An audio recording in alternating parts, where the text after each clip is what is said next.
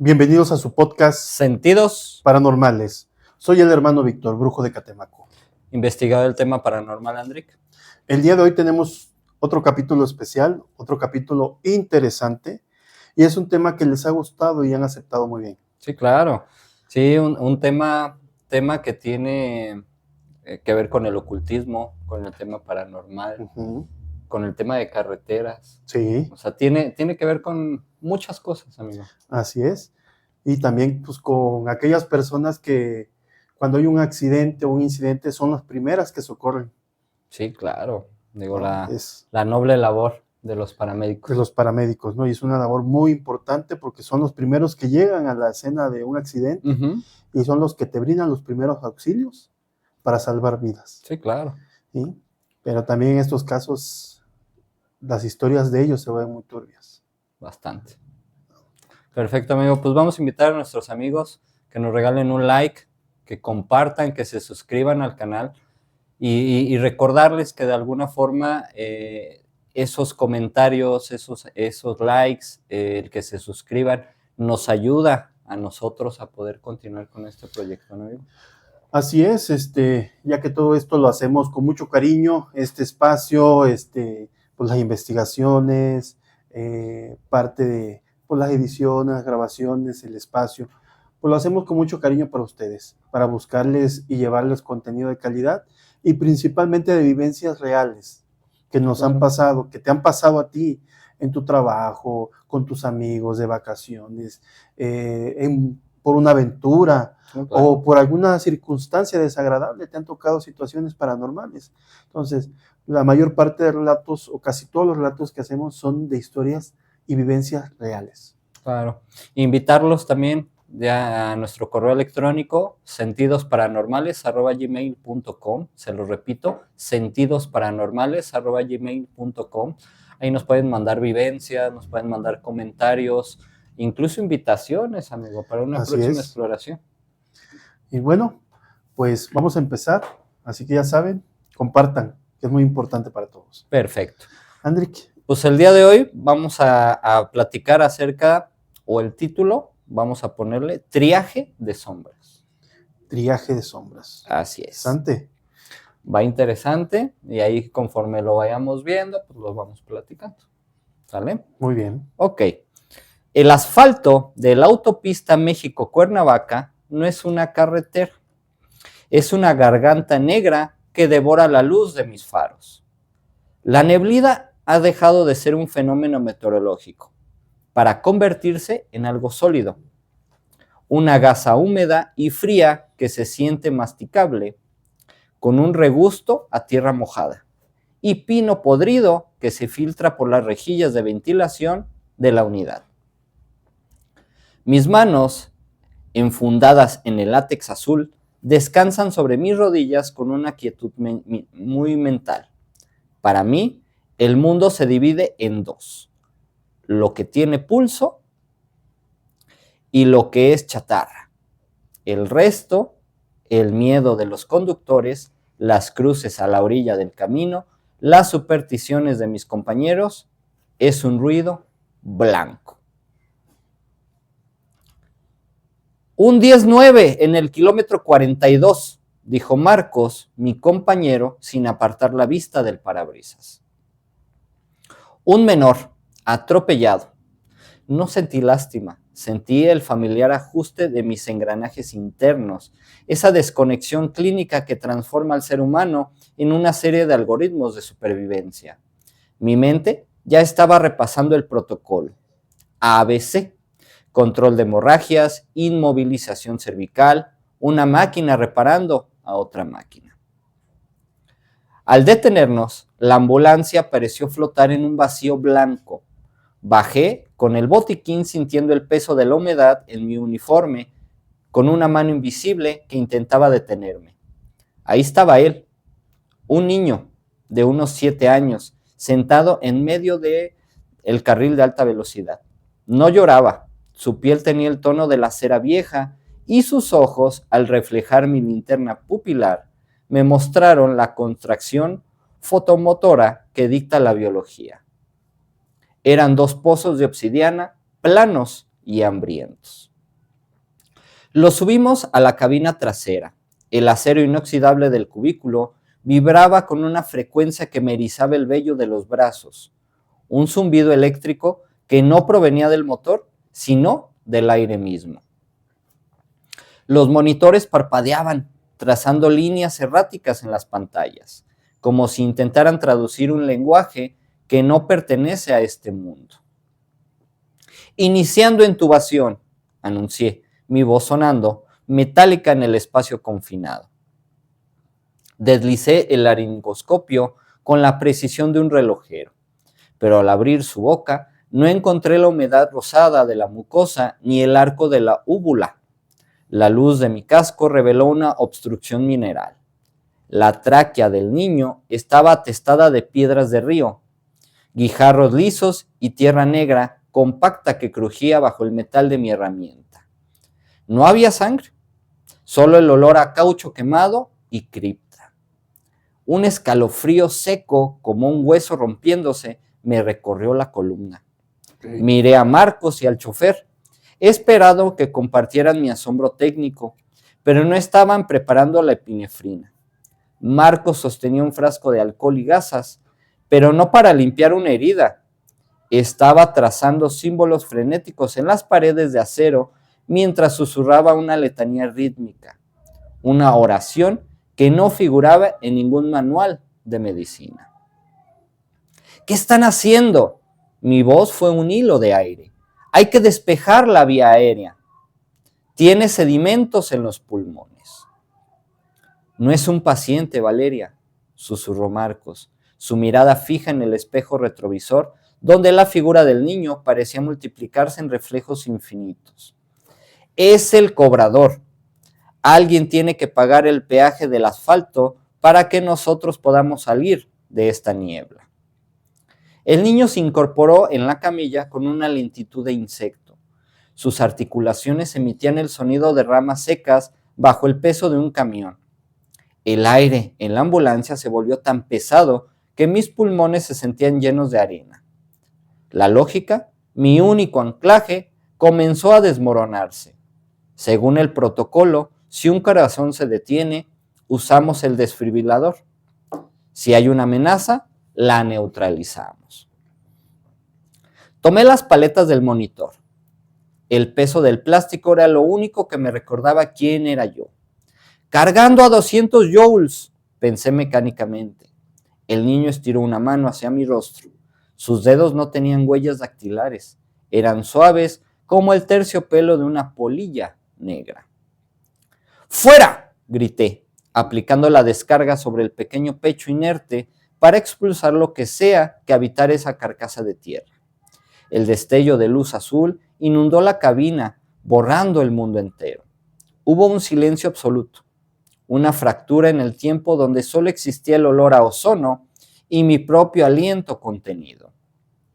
Cuando la luz se disipó, la ambulancia estaba estacionada frente a la rampa de urgencias del hospital. El sol de la mañana hería mis ojos, una claridad blanca y estéril que prometía el regreso a la normalidad. Bajé de la unidad con las manos temblorosas buscando el rastro del paciente, pero la camilla estaba vacía. Solo quedaba un puñado de tierra y 2 piedras pequeñas sobre la sábana impecable. Entré al baño de la clínica para lavarme la sensación de suciedad que me cubría el alma. Necesitaba ver mi rostro, confirmar que Valeria seguía ahí, bajo el uniforme. Me desabotoné la camisa para refrescarme el pecho con agua fría. El grifo murió en mi garganta antes de nacer en el espejo. Sobre mi propio torso descansaban 2 marcas azuladas y precisas, 2 sombras geométricas con la forma exacta de las paletas del desfibrilador. No eran quemaduras, eran tatuajes de ausencia. Recordé entonces el inicio del turno, el chirrido de frenos, el sabor a metal en mi boca, el impacto que mi cinismo me hizo ignorar. El niño no era el paciente que yo debía salvar. Él era el único paramédico capaz de guiarme a través de la niebla. El triaje ya se había realizado antes de que yo abriera los ojos. y yo no estaba en la lista de los vivos. Al otro lado de la puerta del baño, el hospital comenzó a desvanecerse, transformándose de nuevo en el gris infinito de la autopista Cuernavaca.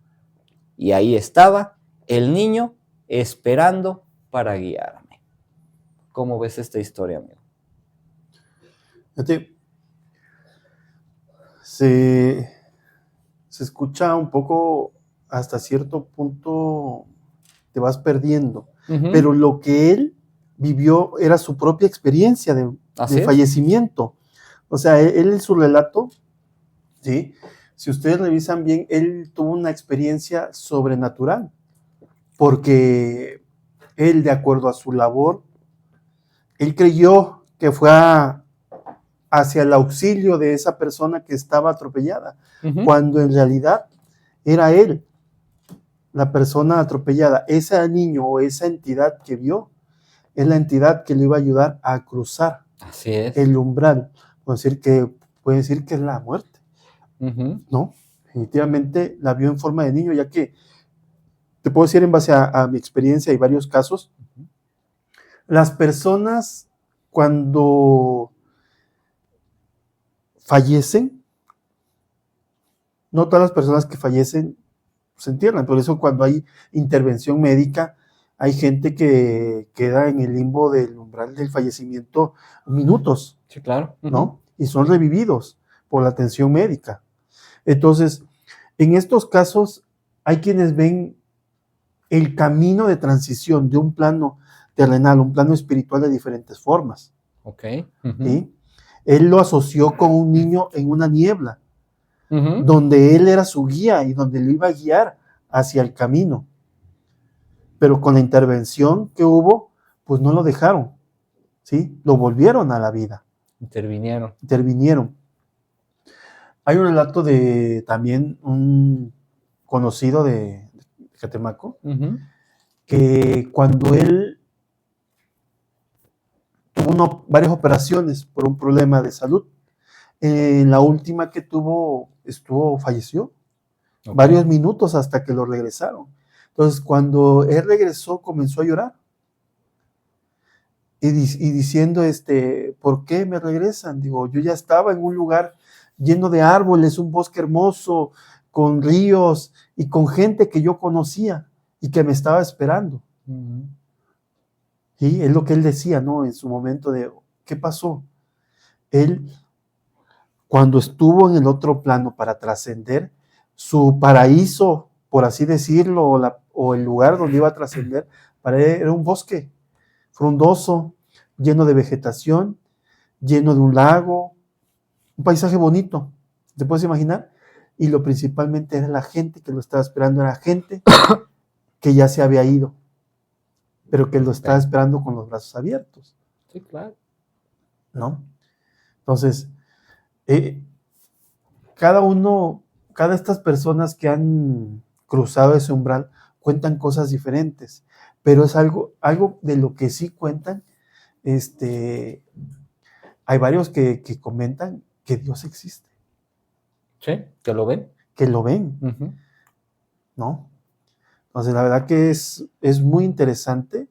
Es un tema que muchos que son incrédulos, por así decirlo, que no creen en este tema, pues es muy complicado. Solamente cuando en verdad tienen a un amigo, un familiar que pasa por este proceso, es cuando comienzan a reflexionar y digan, pues posiblemente tengan razón, si hay vida más de allá. Y de hecho la muerte, ¿sabes, André? La muerte no es lo último que hay en este plano. La muerte simplemente es un reinicio a una vida espiritual. Morimos lo físico, el cuerpo, pero hay una vida espiritual después de que nosotros fallecemos. Se hace la transición, ¿sí? La transición de lo material a lo espiritual, y estamos en un plano espiritual, en donde hay una serie de pruebas, ¿sí? Donde tú te puedes ir, si ya estás espiritualmente lleno, puedes seguir trascendiendo, o si todavía tienes te falta crecer espiritualmente, regresas. Y la famosa reencarnación. Es lo que te iba a decir. O sea, puede ser que cuando un paramédico, en este caso, entra con el tema de la resucitación, sí dejas el plano, pero regresas, ¿no? Sí, no alcanzas a irte, ¿no? Pero ya cuando hablamos de una reencarnación, es cuando sí de plano dejaste este plano y posterior o en un tiempo determinado, es lo que dicen de la reencarnación, pero en otra faceta, ¿no? Así es. Y fíjate que hay estudios también, eso, nosotros como ciencia esotérica, ¿no? Como magia, como sucesos paranormales, yo te puedo decir, yo creo en la reencarnación porque el espíritu como tal puede poseer otro cuerpo. ¿Sí? Por eso hay infestaciones con los demonios, hay gente que es espiritista, donde su cuerpo es un vínculo, donde puede entrar un ser y puede haber una comunicación de un ser que ya no está con nosotros y lo podemos contactar mediante un espiritista para comenzar a tener una charla o resolver ciertas situaciones o ciertos pendientes. Okay. ¿Sí? Pero ¿qué pasa cuando un espíritu renace, ¿sí? O reencarna? Muchas veces la reencarnación no es inmediata.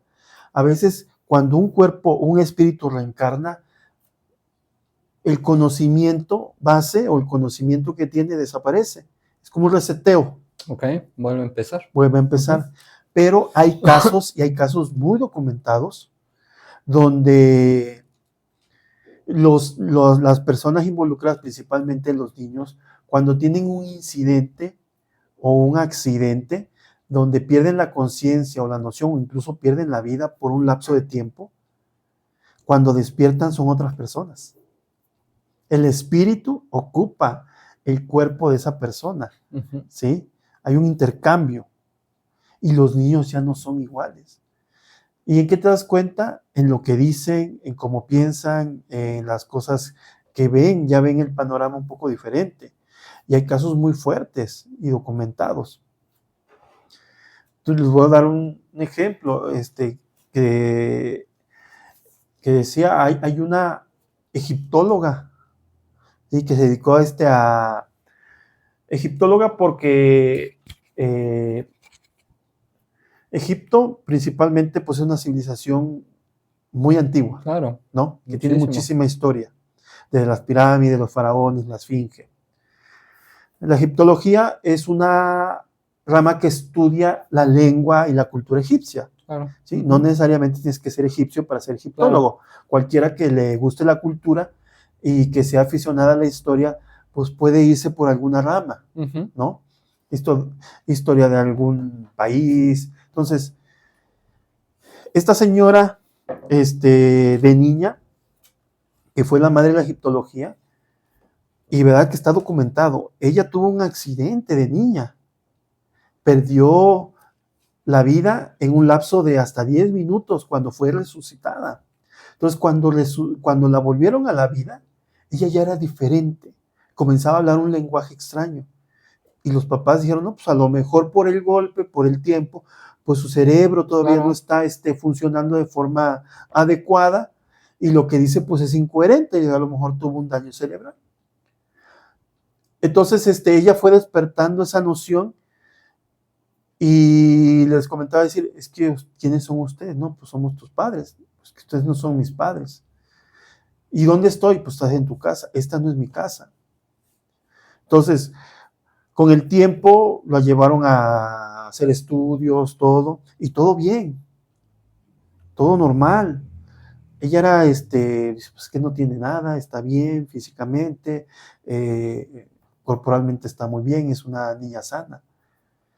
Entonces la llevaron para distraerse porque dijo, no, pues sáquenla, que se distraiga, que vea otras cosas y a lo mejor se va a calmar, ¿no?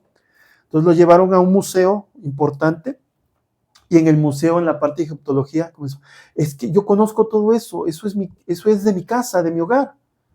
Oye, pero ¿cómo? No, esto es de mi casa, de mi hogar. Y ella terca, cuando vio mapas, dice, es que yo vivo aquí, esta es mi casa. Entonces los papás se preocuparon mucho, ¿no? ¿Qué está pasando con mi hija? Y en el afán de comenzar a entender un poco lo que pasaba, la recomendaron y dijeron, dile que acompaña, y la llevaron a Egipto. ¿Sí? Entonces habían ya doctores de la egiptología donde comenzaban los estudios, excavaciones, y cuando ya llegó, le la presentaron a la niña. Decía, ¿tú conoces esto? No, yo conozco. Y comenzó a descifrar los lenguajes. Comenzó a descifrar las excavaciones y diciendo, yo era una sacerdotisa. Ok. ¿Sí? Ella fue una sacerdotisa. Pero en esta parte de la excavación dice, no excaven aquí, aquí no van a encontrar nada. Allá hay un jardín. Y allá hay un templo. No, pero ¿cómo? Es que las excavaciones en esa época, estoy hablando a lo mejor de 1930, 40, pues eran muy caras, ¿no? Una excavación es muy cara. Sí, claro. Por todo lo que involucra, ¿no? Toda la cantidad de personas, porque a veces no excavan con máquinas, sino a mano. Sí, o sea, para no dañar. Reliquias. Así es. Y bueno, dijeron, pues vamos. Y comenzaron a excavar una parte y encontraron vestigios. Dijeron, no, pues ¿cómo? Y ya escarbaron todo, y ahí estaba lo que era antes un jardín. Y decían, y en este lado hay un templo, y acá. Y ella comenzó a decirles cosas que todos se quedaron así, pero ¿cómo lo sabes? Decía, es que yo viví aquí, ¿no? Yo fui una sacerdotisa, yo viví aquí, yo sé esto. Y entonces con el tiempo, pues ya ella comprendía, incluso se cambió del nombre que le pusieron sus papás, lo cambió a su nombre antiguo, estudió completamente, hizo la carrera de egiptología, y pues es la madre, la pionera, porque gracias a ella se descifró gran parte de los jeroglíficos. Ok. ¿No? Y es una historia verídica, que está documentada, hay muchos documentales de esos, donde te marca, oye, porque eso es un tema de una reencarnación, pero no fue una reencarnación de nacimiento, de que naces, a veces hay series, incluso eso mucho aparece en el anime de Japón, los mentados isekai, que son que una persona tiene un acontecimiento desgarrador, fallece y renace en otro mundo, pero con su conocimiento, ¿no? Pero ese nace, pero aquí, a raíz de un suceso, de un accidente, prácticamente el espíritu de esa niña lo que ingiere es que por el tiempo que pasó a otro plano.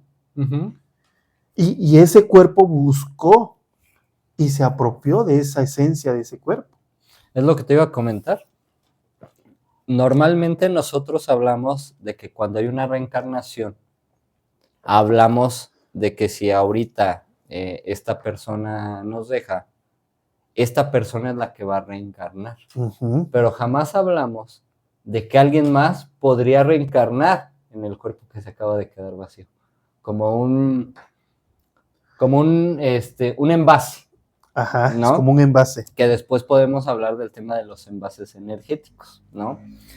Pero sí, a mí me parece muy fabuloso el tema, porque podemos estar hablando de 10, 15 minutos. Sí. Y en ese momento es como si fuera un juego de mesa donde tiras la ruleta y donde caiga, en automático ocupa, en este caso, un cuerpo, ¿no? Y en este caso, la reencarnación de esta persona de lo que nos comentas, estamos hablando de miles de años de diferencia. Sí. Entonces, que esperó todos esos miles de años para reencarnar en el cuerpo físico de una niña. Es que imagínate lo increíble. Te voy a decir algo. En el mundo espiritual no hay minutos, no hay segundos, no hay días, no hay pasado, no hay presente. En el plano espiritual todo es una línea. Son momentos. Ok. ¿Sí? Cada lugar es un momento. Pero en el mundo espiritual no se distingue pasado, presente o futuro. Ok. Ujú. ¿sí? Hay una teoría muy, muy bonita. Ok. Bueno, pero Ujú. antes de pasar, hay otro rasgo de las reencarnaciones. Y muchas veces sucede a lo mejor en la misma línea familiar. Cuando dicen, oye, se parece al abuelo. Sí, pasa mucho. ¿Has escuchado? Ujú. Y eso es bien, bien importante. Cuando una persona llega incluso a fallecer por algún accidente o incidente o tenía una marca muy fuerte, como por ejemplo una puñalada o una quemadura muy fuerte, Ujú. sucede varias veces que en la misma línea familiar, a varias generaciones, nace un niño con la cicatriz o con un lunar donde fue Igualito. la herida de Así la es. persona. Ujú. Ese es un síntoma de una reencarnación, es un indicio, una señal de que esa persona está reencarnando.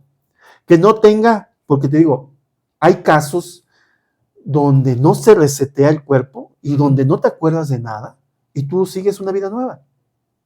Pero sigue siendo la Pero misma tienes persona, ¿no? esencia de Ujú. esa persona, de la alegría, del enojo, porque a veces dice, es que mi mamá era bien enojona y mi hijo es bien enojona, se parece a su abuela Sí. y la abuela ya no está, ¿no? Porque hereda ciertas características de la persona. Sí, claro. Ujú. Ujú. Pero no significa que lo sea. ¿Sí? Es como parte de su esencia. Así es. Cuando suceden en estos casos que la persona recuerda gran parte de su vivencia, es cuando, oye, ¿qué está pasando? Ujú. ¿No? Y a veces es muy complicado. Pero por así decirlo, lo curioso en este tema de la reencarnación, hay niños que recuerdan unas vidas pasadas y tuvieron familias, hijos, esposos, padres, pero por un lapso de tiempo, Sí. ¿sí? Ujú. De meses, incluso hasta años, y después se les olvida. Se duerme ese conocimiento que tenían. Hay un caso en México también, Ok. Ujú. ¿sí? Donde esa parte, un niño también tuvo un accidente y también fue a causa de un accidente, que también es algo pues peculiar, Ujú. porque a veces coinciden muchas historias. Donde tuvo un accidente, se golpeó la cabeza, sufrió también un desmayo, perdió la noción un lapso de varios minutos, hasta que regresó en sí, pero cuando regresó, él decía, ¿en dónde estoy? Pero él sí recordaba que, por ejemplo, es que sí, tú eres mi papá, pero yo tengo a mi familia. O sea, él recordaba lo que había vivido de niño Ujú. hasta la fecha, pero enseguida le llegaron otros recuerdos De algo, de de otro otra, tipo de vida. de otra vida, Ok. Ujú. ¿no? Estamos hablando que, por ejemplo, la familia era de México y él recordaba de una familia que tenía en Chiapas, Ok. Ujú. ¿sí? O sea, mucha distancia. Y decía, no, es que yo tengo a mi hijo, a mis hijos, y tengo a mis nietos. Mi papá ya falleció, ya, pero sí, tú eres mi papá, pero mi otro papá ya falleció. Y se quedaban, ¿pero cómo? Sí, yo vivo acá, en tal localidad, en tal lugar, y ahí tengo a mis hijos. Y entonces a ellos les pareció tan impactante que lo fueron a llevar a médicos igual. Dijeron, pues es que, señor, sabe que hay temas así luego de reencarnación. Y él, pues es que yo no creo en eso. Claro. Entonces lo que hicieron, bueno, apoyaron al niño y lo llevaron a ese lugar, al ranchito de Chiapas y todo. Llegando ahí, dice, es que yo vivo allá en esa colina, allá está mi casa. Y sí, había una casa, una finquita. Entraron y todo, ya, buenas tardes, y tocó, y abrió un señor ya grande, ¿no? Ya pasado de 50 años. Y le dice, el niño, él es mi hijo, él es mi hijo. Y corriendo y jugando, porque al final de cuentas también tenía la esencia del niño. Ujú. Y el señor se queda así y le dice, discúlpeme, es que pues mi hijo tuvo un incidente y todo, y pues dice que él tenía otra familia. Y digo, no lo tome a mal, escúchelo, por favor, escúchenos. Y ya decía, sí, sí, tú me enterraste, y le dijo, tú me enterraste de aquel lado en aquel árbol. Y se quedó él, pues sí, ahí enterré a mi papá, ¿no? Y mi abuelo también está ahí al lado. y se quedó impactado. Digo, es más, tengo cosas de ustedes que ustedes no saben, que son mis tesoros. Se metió a la casa, comenzó a escarbar, quitó una piedra dentro de la casa, un bloque, y sacó un cofrecito con cosas. Okay. Y el señor se pone a llorar. Sí, claro, imagínate. Impactado, ¿no? Impactado de lo que comenzó a vivir. Entonces, después, el niño de pasar todo esto, a los meses, al año, ya no se acordaba de nada. O sea, que son momentos. En varios casos son momentos, en la mayor parte de casos son momentos efímeros, Uh-huh. ¿sí? Donde a lo mejor el espíritu original buscaba resolver alguna situación. Ok. ¿Sí? Al momento de ese pendiente tan fuerte, pues ya lo tengo, ya me libero, descansa mi conciencia y la nueva conciencia que siga. Como una preliberación. Preliberación. Uh-huh. Pero al final cuenta, ya sabes que ese niño tuvo una reencarnación, que esa niña tuvo una reencarnación de una persona pasada. Porque ¿cómo es que tú llegas a tener conocimiento? Sí, sí, sí. Es que en esto se relacionan muchas cosas, amigo. No nos vamos a extender mucho, pero una de las teorías de Jacobo Ginger, Sí. de Jacobo, que decía, la sintérsica, que todas las mentes están unidas en cierto momento. ¿Sí? Que todas las mentes, hay un espacio donde todas las mentes están unidas. Y él hacía unos experimentos, ¿no? Muy famosos, de que ponía dos personas, convivían, alguna le ponía pues alguna reacción y la otra como que sentía por la cercanía, pero cuando los separaba, a una le ponía igual otra reacción y la otra sentía. Entonces, a pesar de que ya no estaban viéndose, decían, pues aún así ya existe una conexión. Que de hecho de ese tipo de conexiones, nosotros, que a lo mejor no podemos, o no conocemos el tema así como tal, ese tipo de conexión son las que tienen los gemelos, los hermanos gemelos. Ándale, es Un una estilo, conexión ¿no? muy fuerte, O sea, ¿no? que muchas veces lo platican, que cuando tú tienes un gemelo, están separados hasta de estados, de países, Uh-huh. y si le pasa algo a uno, el otro lo siente. O sea, no es necesariamente que estén juntos.